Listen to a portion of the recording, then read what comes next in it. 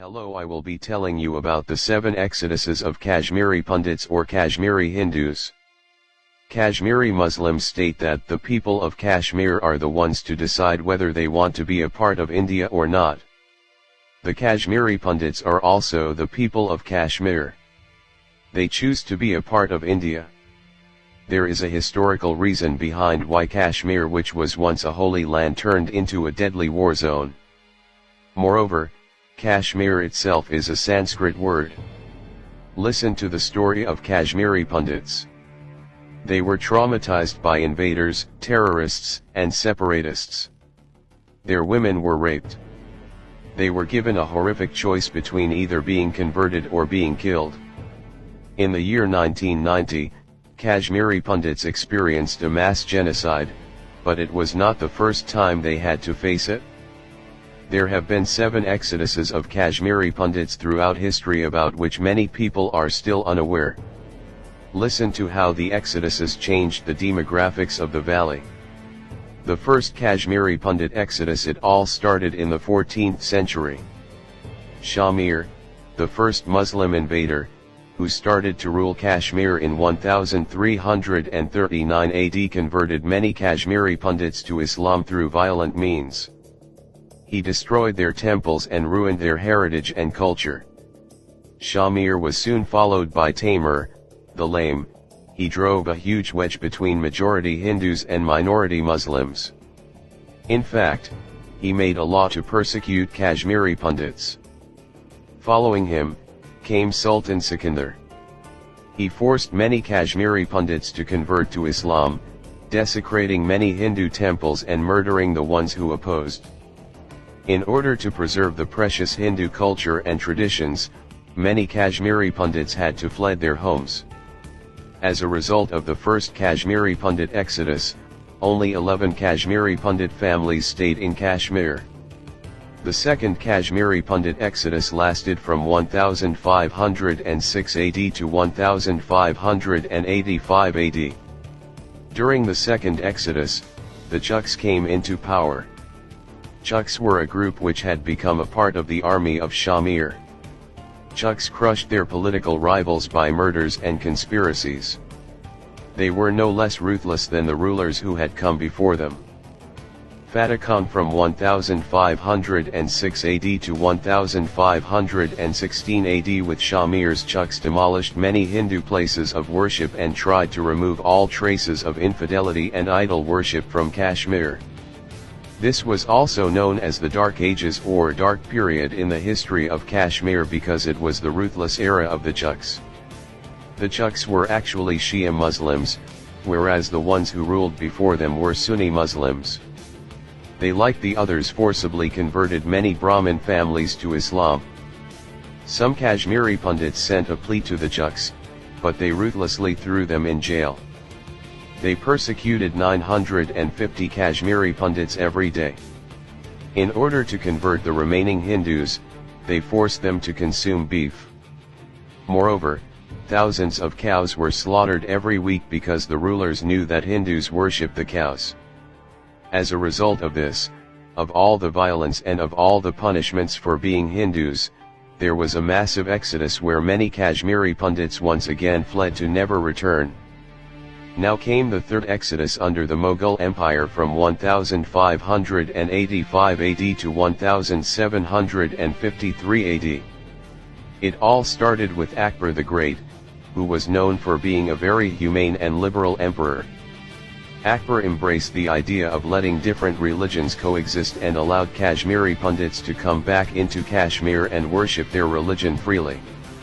Just when the Kashmiri Pundits started to feel back at home in their own homeland of Kashmir, came his son Jahangir Khan, who did not believe in the same religious tolerance that Akbar had believed in. With Jahangir, Shah Jahan, and Aurangzeb were also interested in the torture and mass extermination of Kashmiri Pundits. Aurangzeb, one of the most ruthless leaders, immediately acted upon converting all of India to Islam, including Kashmiri Pundits. The first step that Aurangzeb did was to exterminate all Hindu scholars because he believed they will slow down the process of conversion. Thousands of Kashmiri Pundits were converted to Islam or moved to neighboring to continue practicing Hinduism. As you can see, the overall trend of all the exoduses were that certain Muslim leaders came into power and as a result crushed the Kashmiri Pundits' culture by either forcefully converting them to Islam, killing them, or leaving them with no option other than to flee their beloved homes. This trend continues in the 4th, 5th, 6th, and 7th exoduses. Now comes the 4th exodus of Kashmiri Pundits. In 1753, which was under the rule of the Afghan governors, the leaders continued the mass extermination of Kashmiri Pundits, which led the Kashmiri Pundits to once again flee the safety of their homes to Kabul. Kashmiri Pundits were physically tortured in the most ruthless fashion and had to suffer much emotional and spiritual anguish.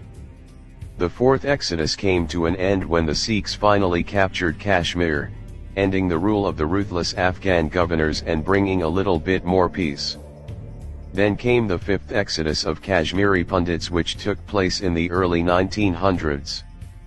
Due to Pandit Birbaldar, Maharaja Ranjit Singh was able to re-establish a Hindu government in the Jammu and Kashmir state after the Sikhs took over.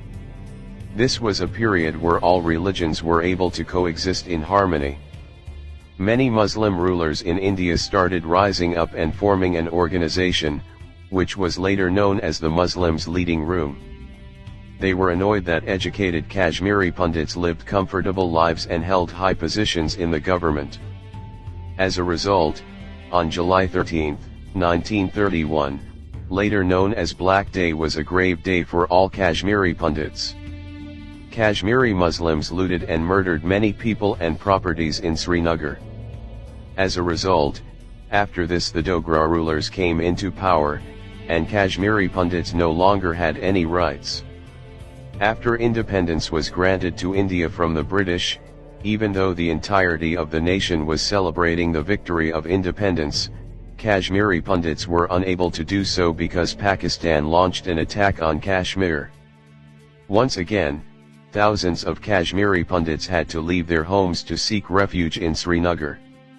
The post-independence period in Jammu and Kashmir led to an unmistakably slow and steady exodus of the Kashmiri Pundit community, and this was primarily due to the fact that Kashmiri Pundits simply had no rights, privileges, or opportunities anymore in Kashmir. As horrifying as the event of the 5th exodus were, they pale in comparison to the events of 6th and 7th exoduses. During the 6th exodus, the ruling of Gul Shah was one of the worst, as there were the most amount of curfew days ever. Gul Shah was eventually nicknamed Gul Curfew because of this. A number of Kashmiri Pundits protested, resulting in lots of violence, the destruction of temples by Muslims. Because of this, the Kashmiri Pundits understood two things: Kashmir has only become a land for Kashmiri Muslims and was no longer safe for the Kashmiri Pundits, and that too, the peaceful insights that Mahatma Gandhi showed India were unfortunately very short-lived in Kashmir. Now for the 7th and final exodus of Kashmiri Pundits, which is ongoing and has never actually ended. More than 500,000 Kashmiri Pundits fled in 1990, leaving behind everything they had, believing in a culture that was more than 5,000 years old.